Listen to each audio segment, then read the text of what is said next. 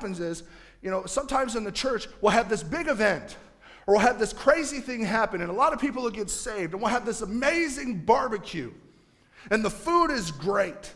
The ribs, the chicken, everything is off the chain. We're just enjoying ourselves. The cornbread, it's delicious, and it's just awesome.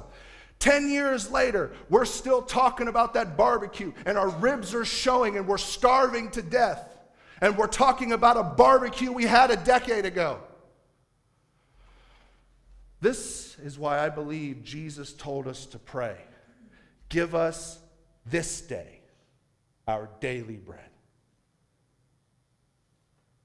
Real quick. When Moses and the children of Israel were wandering around in the desert, do you remember how God fed them?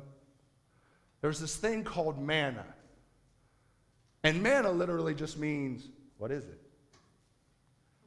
I mean, literally, it's a question. Manna is actually a question, so it should be like, manna? You should say it that way. But it's a question. What is it? It was this bread that would form on the ground at the morning dew.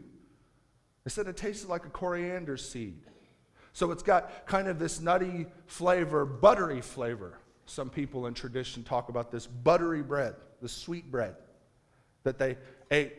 Do you remember the command that was given concerning manna in the wilderness?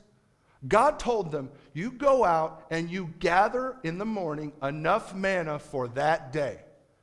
And on the day before the Sabbath, you gather enough manna for that day and the Sabbath day, because the Sabbath day you don't gather. So you need to get 2 days worth, all right? So every day you're supposed to gather the specific amount, just the right amount for you and your family. And what would happen is if anybody gathered too much manna, the next day it would have worms in it. They weren't allowed to eat yesterday's manna except on the Sabbath. Give us this day our daily bread. We're still bragging about last decade's barbecue, starving. I've already read the book of John. Read it again. I already know that story. Read it again. Some of the bread people are eating is rotting and it's got worms in it, and they're wondering why they're sick and starving. Jesus said, you study the scriptures diligently because you think that in them you have eternal life. This is John chapter 5. You study the scriptures diligently because you think in them that in the scriptures you have eternal life. And he says, but they are they which point to me, but you won't come to me.